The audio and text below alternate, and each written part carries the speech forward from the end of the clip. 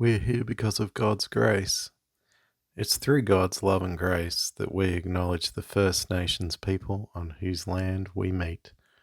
We acknowledge their care for country, land, oceans, and waters. We acknowledge elders past, present, and future. We acknowledge past injustices. And we acknowledge the need through Jesus and with Jesus to work towards conciliation. You've found the Next Steps podcast from Citywide Baptist Church, where we go deeper and wrestle with the stuff we talk about on a Sunday morning. So please join us as we take next steps together.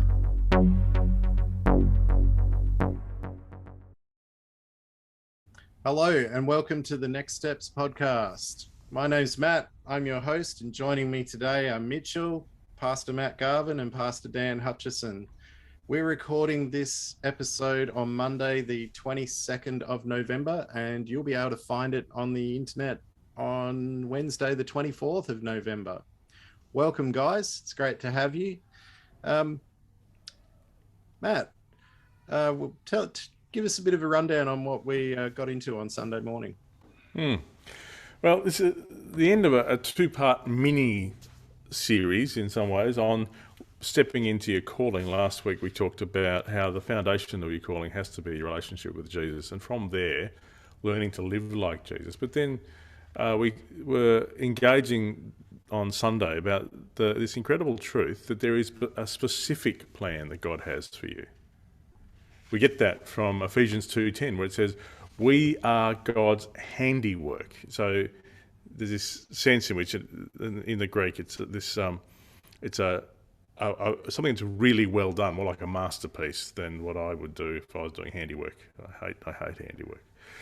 Created in Christ Jesus to do good works, which God prepared in advance for us to do. This sense that there's specific works, and in Ephesians 4, which we often come back to, part of the outcome of the body growing in Ephesians 4:16 is each part doing its work. That there is specific work for every one of us to do. And so it's something we've been talking about a lot at Citywide over the last 4 or 5 years. And we just spent a bit of time talking about that, but then talking about, I felt like it was necessary to get into some of the reality of that, because I think sometimes it can be a bit romantic, this idea, I'm just going to find my deep and wonderful purpose in life, and then everything will sound good and feel good and be wonderful.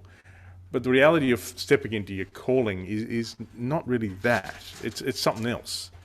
So I spent a bit of time just going through a bunch of things that I wanted to communicate about what it means to actually step into your calling. And the first one was that as you step into your calling, it's going to be about a role, not a goal, not a role. But most of us get sucked into the idea of roles. We want to be a pastor, or we want to be a carpenter, or we want to be a YouTube influencer, or an author, or a musician, we want to be a thing. And as I look at church history, as I look at Jesus, as I look at his call to us to be ready to respond to people in need in Matthew 25, it's just really clear that if you're going to follow Jesus, there's going to be goals he gives you to work towards, the things that you want to dedicate yourself to. And for me, part of it is building a church. One of the goals that I'm working towards is building a church that where people live their faith in the real world. That's, for me, one of the goals that sort of drives me. But one of the things I've discovered in that is you can't just sit back with a label pastor and think, oh, good, everything's going to happen. I'm just going to do only things that pastors do. No, you've got to be ready to clean the toilets, vacuum the floors, do whatever you need to do in order to move forward. So I think one of the things I wanted to say first up is, if you're feeling like you're called to a role, you're probably in dangerous territory. And I've seen so many people crash and burn because they pursue the fantasy of a role rather than goals. Yeah, thanks, Matt. That's I know listening to you on Sunday, I found that particularly relevant. Dan, how did you hear? Yeah.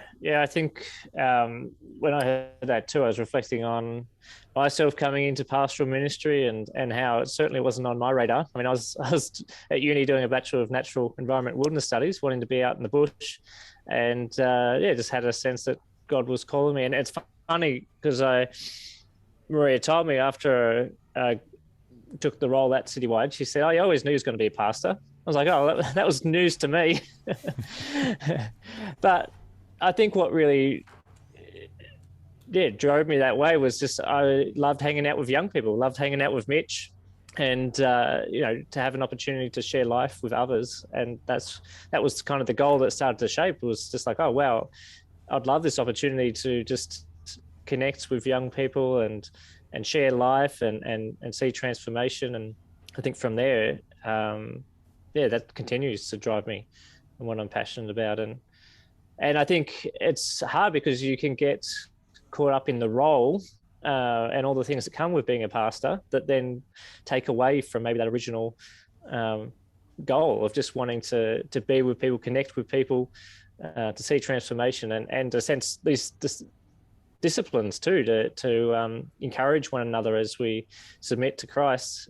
You get caught up in kind of other parts of what it means to be a pastor that I think it was helpful to remind ourselves of some of those things, of the reasons why we are passionate about our calling and what God's laying on our heart. That you got to keep coming back to that, because the role also, I think, will maybe take your eyes off that. Hmm. Yeah, Mitchell, you're a young adult. You're studying at uni. You're planning your life. This whole idea of that it's not actually about the role you have. It's about what your goals actually are. How does that sound to you? Kind of surprising, honestly. I don't know why, but I think I had a misconception or previous misconception that it was about a role, that I'm called to be a something, I'm called to do a something. And yeah, it actually makes a lot more sense, honestly, to me. And I look back through my life and I realize, no, I haven't been called to a role. I've been called to the smaller things, the things that, I should be doing to, appease God and become the man that he's intended for me to be. Hmm. Yeah, I know. You're certainly, like I was saying, listening to that when you were talking about it, Matt. I was just sort of reflecting myself and sort of thinking, yeah, much like Dan, I've sort of felt called to certain areas or certain things that I can't even explain. Like people say, "Oh, what are you going to be doing in the future?" And I sort of say, "Oh, well, I'd like to be working in a church or serving in a church." And they'll say, "Oh, so you mean this job?" And I sort of think, "No, I don't know what job it would be." That's up to God. It's more of a feeling, a sense of it can be hard to put into words. And you talked about that on Sunday. Absolutely. Well, actually, was what I it's kind of the next thing I was saying was that your calling will come from a spirit given dream or vision that you will probably find hard to articulate and probably becomes a bit clearer as you follow. Like, I think one of the great frustrations for me is often, like, I hear a lot about vision statements and mission statements and that kind of thing, but as I talk to people, I discover that there's something in them that really matters, and for them, they often find it hard to put into words, and gradually as you walk your life, it gradually comes more and more into focus. It's interesting talking to my son Dan and just seeing how he still wouldn't be able to name what his calling is, but he's loving working in the disability sector as a carer. Or my daughter Maddie, who really does feel called to ministry, but in the moment is working as a family therapist and loving that. And so all of those become, what you do becomes an expression, when it's working well, of what's in your heart, and you will probably find it hard to put what's in your heart into words. That's why in Acts Peter says, he quotes the prophet Joel, and Joel says, when the Spirit is at work, old men are going to dream dreams, and young men are going to see visions, and the Spirit will be poured out on men and women. That there will be these dreams and visions that kind of are at the heart of things, but often it's hard to put it into language. And so I feel like we need to give each other permission not to be too neat and tidy, not to have quite a simple sentence about what God's doing, but to be listening though to where your dreams actually are. And I feel like gradually, as you keep stepping out, things do come into focus slowly. Yeah, I kind of, I was certainly reflecting and sort of thinking, I think people who do have that, who do think they've got it all sorted out and they know exactly what they want, it's very dangerous, Dan, to be like that. Yeah, definitely. I think when you are relying a bit too much on your own strength or your own what you think you know, then I think we can certainly put God to the side and end up doing damage because we're working in our own strength instead of His. I know, again, coming to this role, I don't naturally enjoy getting up in front of people and talking, and even doing this podcast. Like, to get my words together sometimes takes me a bit of thinking, but I just know that God glorifies, God uses what we give for His glory. And I've spent a lot of time trying to wrestle that out with God as to, what's my relationship with Him? How do I see Jesus as the Son, God as the Father, and the Holy Spirit, and more so on my relationship there, to then know that I can lean on His strength when I'm doing His work, and whatever that calling is, and therefore it puts me in situations that I'm uncomfortable with, and I know that that's okay because He's got me in that. But I think if I then went into situations thinking I knew it all or was overconfident that I've got this, then that's when I sometimes come away and go, oh man, I really put my foot in it there, or yes, I have a few memories of some very arrogant situations that always keep in my mind to humble me. Yeah. Mitchell, this can all sound a bit airy-fairy though, can't it? I just wonder how you find that. I can certainly, well, for me, and I can certainly imagine for other people my age or around that, may find, what I guess these guys are saying is a bit not frustrating, but it is it's not definite. And I personally, when I learn and stuff, I love to know the definitions of stuff, and then I build from there. I build my knowledge.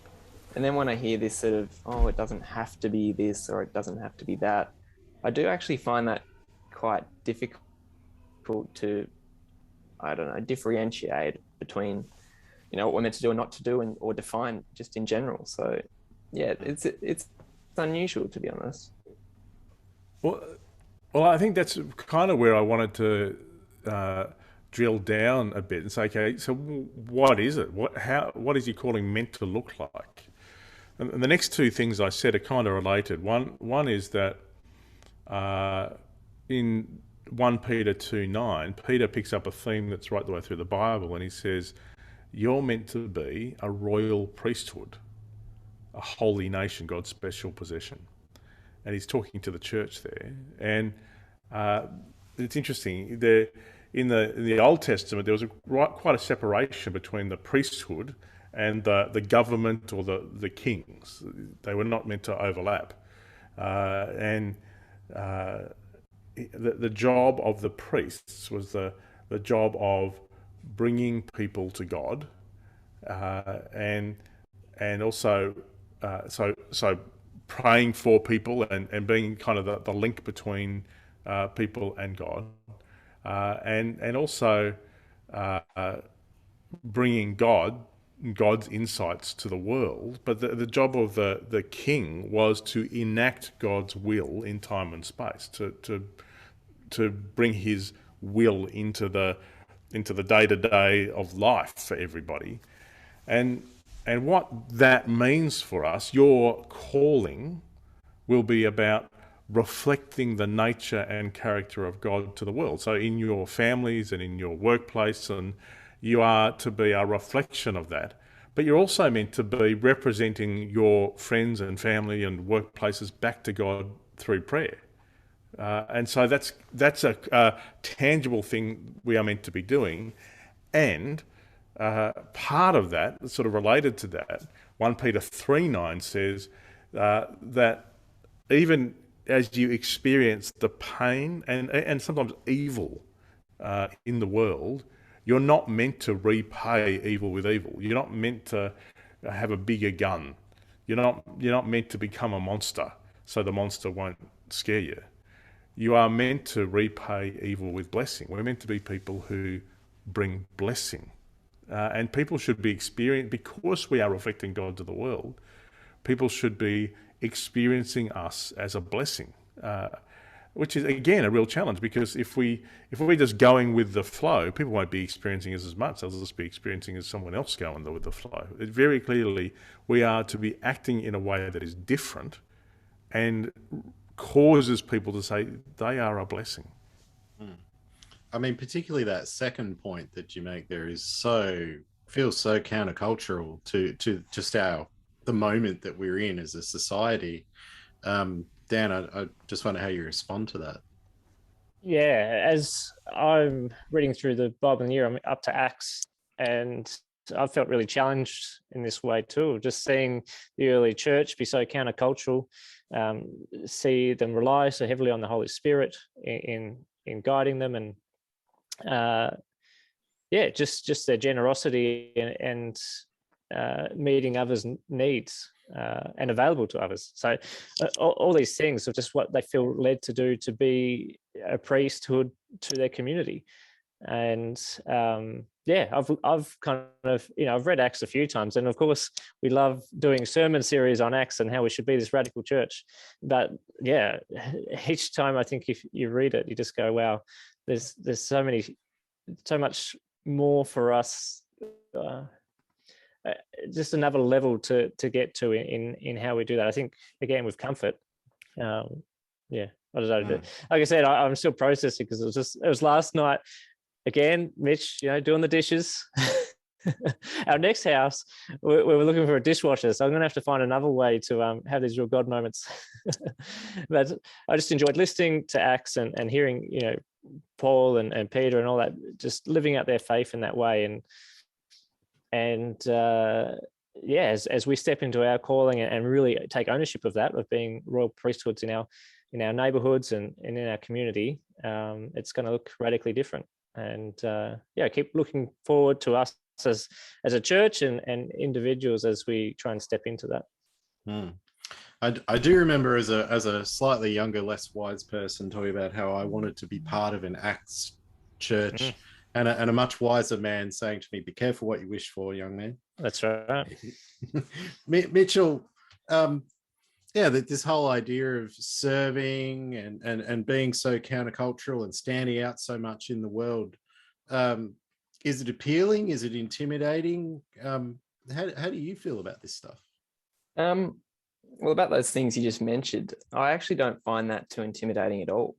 I think it is some of the other more things that we ascribe to that I think are a lot more intimidating to deal with in the wider world, just to the, I guess, societal different things that are happening and different norms that are happening as well. But I also just think that I just know a lot of people that are already doing that, just generally in their own way. It may not be as obvious to us, but I've seen that in my friends who are non-Christians. I've seen that in several other people, but in that same breath, there have been Christians that I haven't seen been doing that. And I'm being one of them in some circumstances.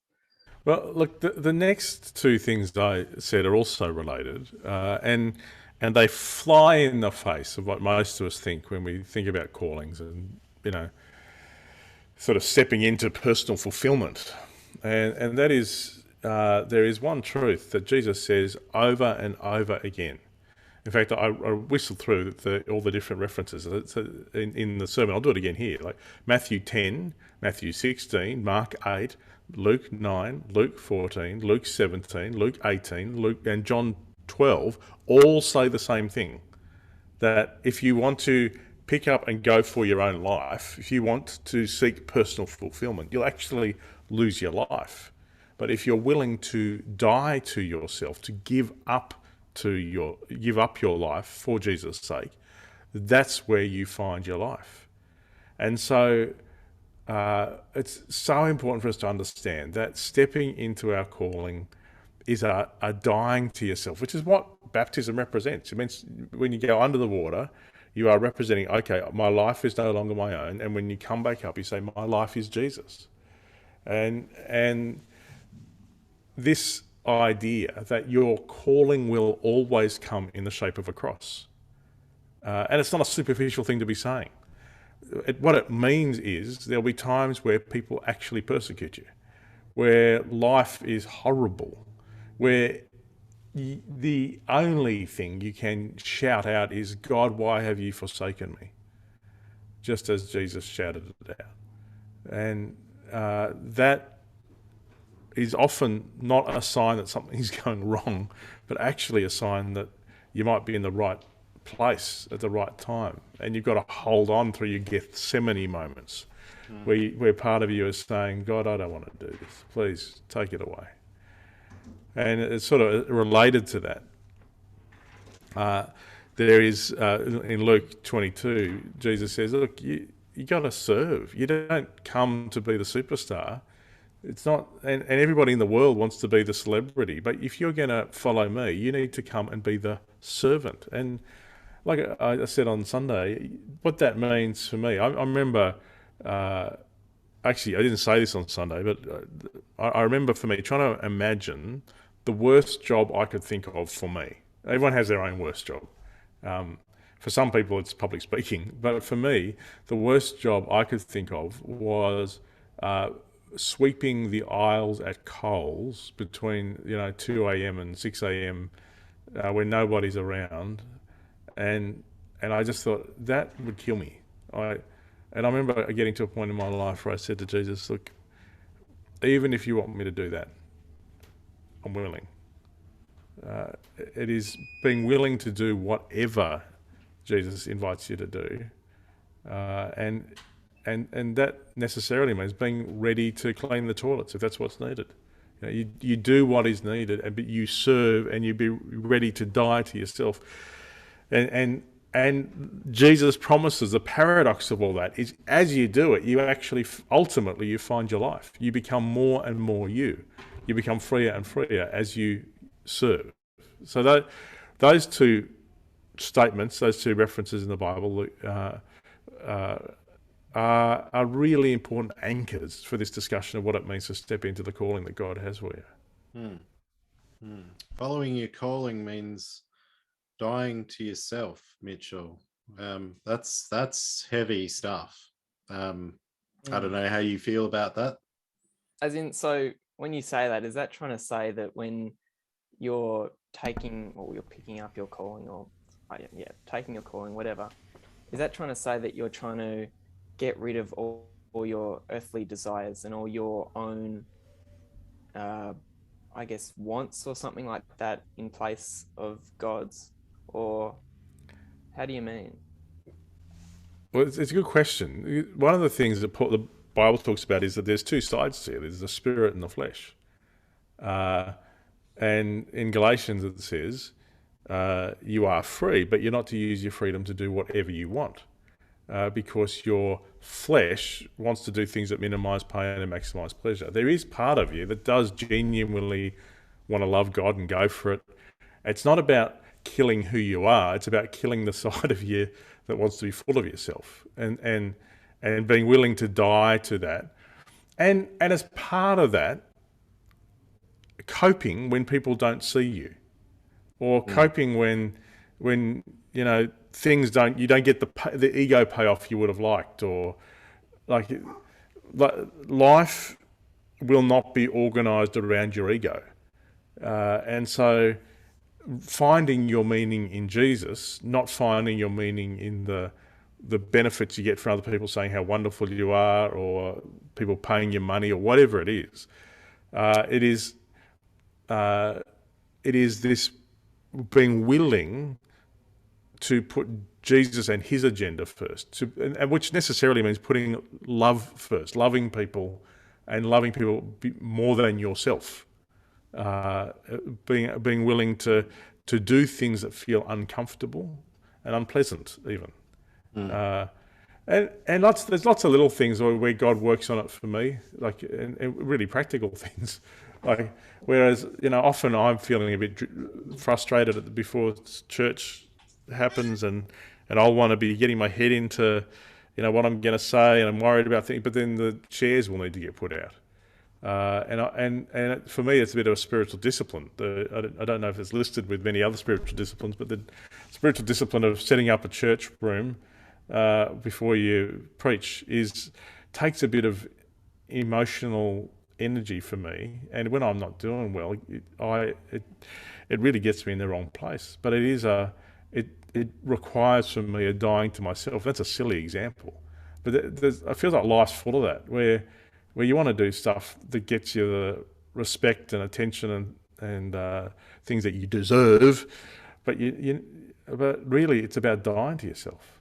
It's about remembering who is actually the person who deserves attention and respect. And as you do that, what Jesus promises is that's where you find your life. You actually become freer, and you become more you as you let him take over your life.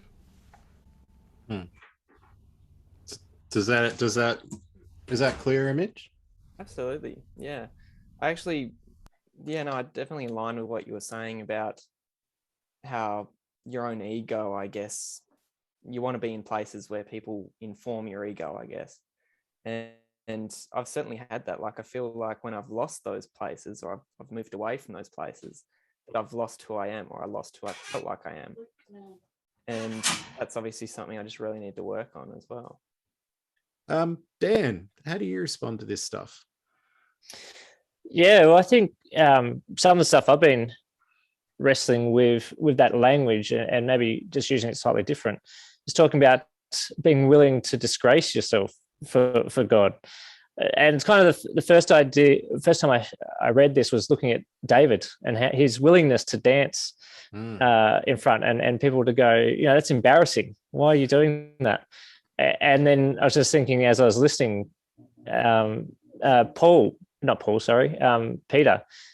when he said, "No, Jesus, you shouldn't be washing my feet." And then Jesus says, "Well, this is what I must do to serve you." And he said, "Well, just wash all of me then." Like, just jump straight in. And, I like to be liked. I like to say things that people,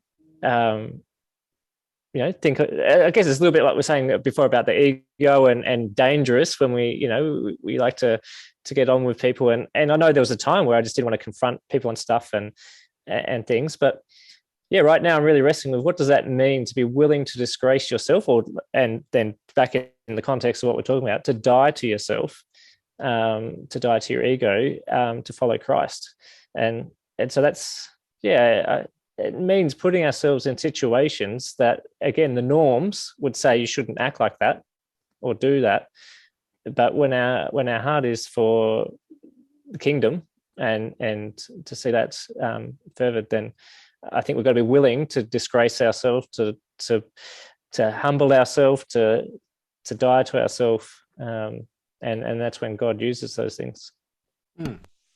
Yeah, I think that's certainly true. I mean, again, I've been sitting here reflecting, listening to Matt, all of you really talking, and sort of thinking, just for myself, feeling called into service in my local church, not really understanding what that means.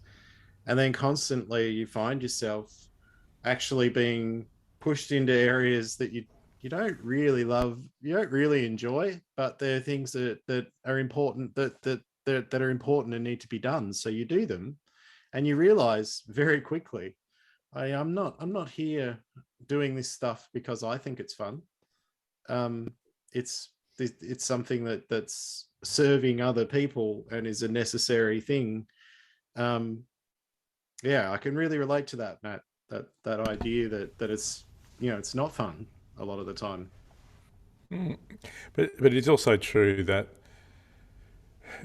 as you do it, so God meets you and you find meaning in it. Doesn't mean it's Yeah. always going to be brilliant, and I don't aspire to have the ministry of chair packing up and cleaning and stuff, but it's often a time for me when I'm doing it. I think God is actually, as I'm sort of quietly praying or having conversations with God about what's going to happen. It's often a time that's useful for me, even if I'm doing things I don't want to be doing necessarily.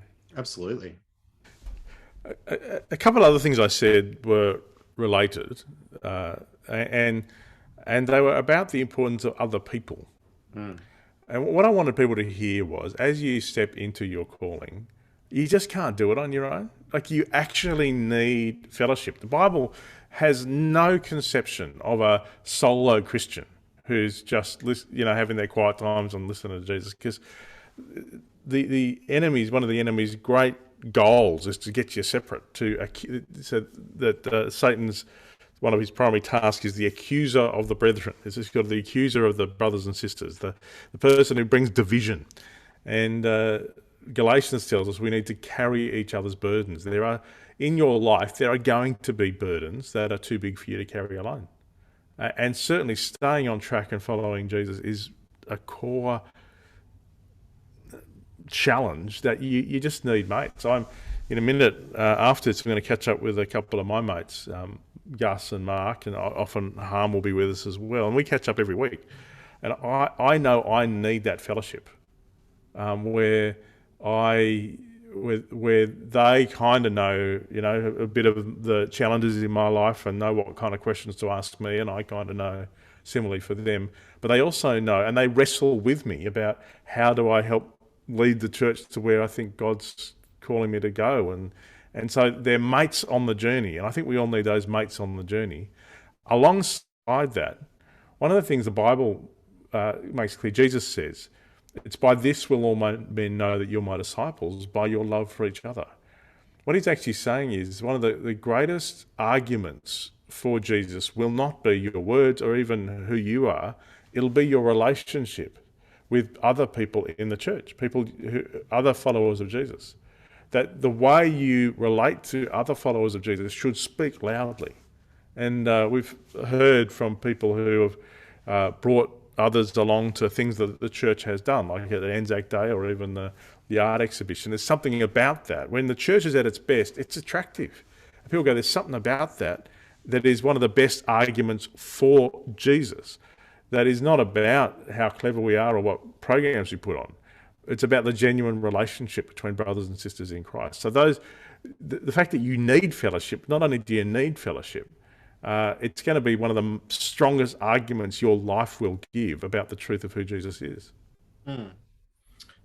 Dan, I think as one of the most encouraging people I've ever met, just talk to us about how important it is to encourage each other in our journeys.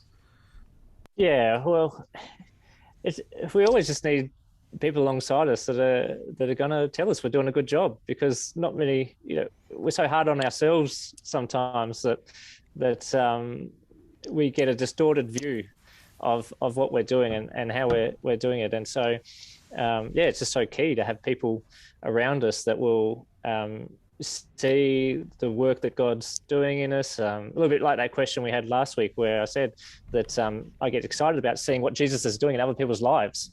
Like that's, and then I want to highlight that, and I want to encourage people in that.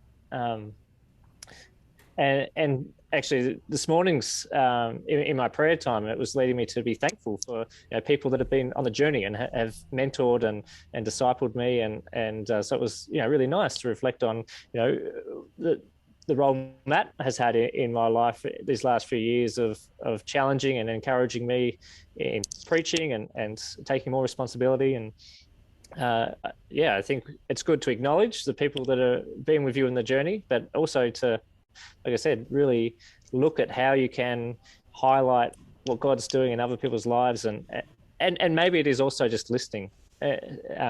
Sometimes we don't need to say anything to be an encouragement.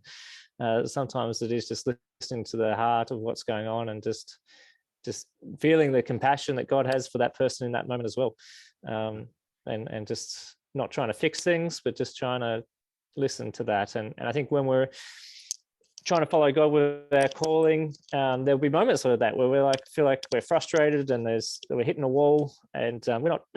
Sometimes we want answers, but sometimes we just need someone to listen. And I think that's okay for us to be in that mode, but it is also important for us to be ready to listen to others as well, and be ready to encourage. There's another really key aspect to this sort of encouraging and this walking alongside, that when we're doing that, we also are holding one another accountable for our callings and our mission and all that kind of thing. Again, like, talk a bit about how important that is. Yeah, accountability is like one of the 4 things that I have as real strong value, because I find myself needing it to like I need mates, like Matt's saying, around me that are going to hold me to my words, because again, we can get so distracted from what we said we're going to do. A million things come at you each day, and you lose sight of what the Spirit's wanting or guiding you to do. And so when you share that and be vulnerable with some guys, with some mates, to say, this is what I feel God's calling me to do, or then it's so important that you take that. If someone shares that with you, take that really seriously, because that's a big step for someone to share what's really on their heart, and to invite you to journey in that. And so whenever I get that whenever someone blesses me with that opportunity, I really want to honor that, and make sure that I'm following up, and just asking, how's that going, and where are you up to with that next step, and whatever I can do to help make sure they're still on that path, because it's accountability is so important. Yeah. Mitchell, people will know you're my followers by how you love. I don't know, how do you think we're going with that stuff, and how do you feel, how does that all feel to you? I think, from what I've seen in the church, I'd say I think we're pretty good at that, to be honest, like to a certain extent from what I've seen in the, things that I'm a part of. However, I've known that others have complained that they may not have felt that, or that they may not have received that. And I have seen that in some parts as well. And I have almost experienced that in some parts. But I think our church actually has always had just a pretty good reputation since its inception of always being there for everyone, and being a very welcoming and loving people. And I think it's actually great to still be a part of that church and still see that. But no doubt there is always room for improvement in everything that we do. Yeah. And certainly too, tied up in this idea, Matt, of people will know you're my followers by how you love each other. It's also how we show love to the whole community out there as well, isn't it? Yeah, absolutely. And that was really the last thing I was saying. I was saying, look, it's going to be your life that speaks more than your words. And as people engage with you, they should feel loved. Yep. That can be really challenging, particularly if you're not particularly self-confident, or if you're coming from a very different value base, where people you find it hard to relate to people who are having conversations about TV shows you don't watch, or ways you wouldn't act, or whatever it is. So how do you express love in that context? It can be a real challenge, but it's the challenge. And I finished with the verse from Peter that I think we're going to keep coming back to. So I think it's the key to mission, where he says, be ready to give an answer for the hope you have. People should be looking at us and going, gee, you're hopeful. And so that was really the last thing I wanted to communicate about what your calling actually means, before I started to talk about how we as a church would help people step into their calling. Yeah, I'm just listening to Matt say that, Dan. I'm reminded of something we heard at GLS a few weeks ago, that whole idea that people will remember people will remember how they felt or how you made them feel much longer than they'll remember what you did. And I think there's a lesson in that for the church as well. Yeah, no, I think it does. It comes down to if you feel like that person has heard you, or if you feel like they're actually going to do what you've asked or follow up on what you're saying. I think we know. It's funny actually. Rhea and I have been watching that parental guidance series that was on for just a short time. And I just can't help now but look at shows like that and go, what is reality? Like it just feels staged. It feels like, it's manipulated to be like, oh, we want this couple and this couple to be at the end so that, we get what we want to have expressed. We want those controversial moments and things. And so I think our society is starting to get a bit used to that can see a fake, can see when someone is just saying what needs to be said or is just waiting for a moment for them to say what they want to say in the conversation. It's another thing to actually be with someone that goes, well, wow, that person really listened to me and that person loved me in the way that they listened and the way that they followed up and acted afterwards. And I think that's for us as a church, to again hold true to our words of and in our actions to show that it's Jesus that's guiding us to act this way and to love others in this way, to not fake it, but actually, find that joy in others that Jesus finds in others. That's what I come back to, is just to see this person through Jesus' eyes right now. And what's his heart for this person? What how's that shaping me? Like, how's this person's story got to share with my life? And I think whether Christian or not, people have something to add, and it's part of our journey to bring them into a relationship with Jesus that shows them their worth as well, amongst that. So yeah. So it's with all that in view that we're trying to realign the church to actually walk with each and every person in the church in their specific calling. I pointed people to our little booklet that we handed out, and all the different ways we are saying that we think it's right to realign the church in this way. So we're talking about creating opportunities for training and exploration of the specific calling God has for people, to connect people with our calling support and incubation team, this group of people who we want to help people work through what all this means. Encouraging people to find a kingdom cell. I've already talked about how important my kingdom cell is with Gus and Mark and Haram, and in sharing with the whole church what God is calling people to through our Citywide stories. But also, I'd love to do more commissioning of people and say, let's lay hands on these people and recognise this is what God's calling them to. Praying for people and connecting with people, with other people who have similar skills and resources or things that people need.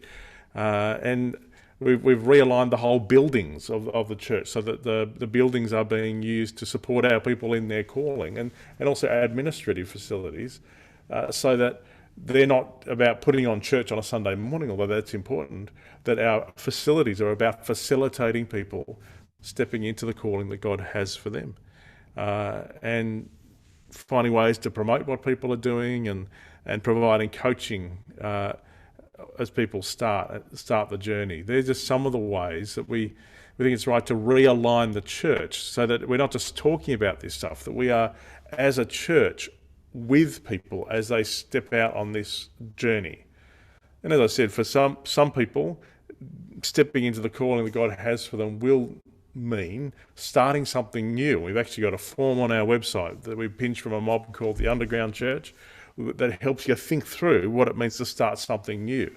For other people, their sense will be a bit more like the Jewish people who were in Babylon and saying, God, what have you done? Why are we stuck here? We're in exile. And Jeremiah gave them a word they didn't want to hear. He said, no, you seek the peace and prosperity of the city to which I've called you, because if it prospers, you too will prosper. I want you to stay where you are. I want you to be my representative in this place that isn't a representation of my kingdom, but I want you to be my ambassadors in that place. And so sometimes God will call us to start something new. Sometimes he'll call us to not start something new, but to stay where we are and live as ambassadors or even exiles in Babylon. And so I didn't have as much time as I'd planned, because it was lovely hearing Vicky's heart as she sort of shared her journey with calling. And there were some technical issues or whatever that meant she didn't hear me as clearly as I was interviewing her. But she did a great job. And I think she was a great exhibit of what we mean when we say we want to support people in their calling. She talks about the calling that God has for her. So for us, this is where the rubber hits the road. We don't want to just talk about this stuff. We want to be a church that actually supports people to step into it. Dan, how do you respond to that? Yeah, I think that's part of when I came on team. I was so excited about the opportunities here at Citywide, and to see us reshape the building, really put some support in personnel as well as programs. And we're seeing it. I think the last 3 weeks, the Citywide stories have been people stepping into their calling, taking seriously what God's laid on their hearts and stepping into that. And so it's exciting times to see the Spirit move in response to us wanting to set this as a key pathway forward for people in the congregation, practical support. I mean, even this podcast, is trying to provide weekly input into practical support. It's been really good to be part of Citywide shaping this to walk with people as they consider what's God laying on their heart, and then provide opportunity to discern that. And as we've already discussed, all the ways that happens, but I think what Matt's sharing there and how this is how we're going to go about it. And it's really good. Okay, so lots of exciting stuff happening here at Citywide. This is actually the last episode of the Next Steps podcast for 2021. This is the end of season 1. We'll be taking a break throughout December and January, and we will be back in February for season 2 of Next Steps, probably with some new panel members and with some returning panel members. So this has been the Next Steps podcast. I want to thank all the people who have been involved with the podcast this year, and I want to thank people for tuning in and interacting with the podcast. Please give us your feedback, send us your questions and comments. Please share the podcast, and we will be back next year. Goodbye.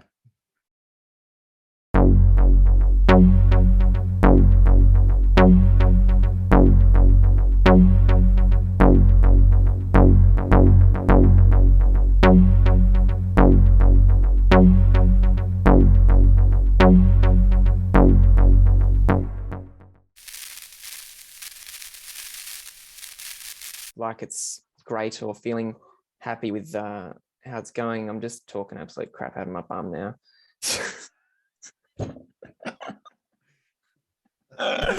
Oh my goodness, I lost my train of thought like 2 minutes ago. That's great. I'm going to leave that in. Oh no. That was awesome. That can be an Easter egg. An Easter egg. Keep going, Matt. Save us. Okay.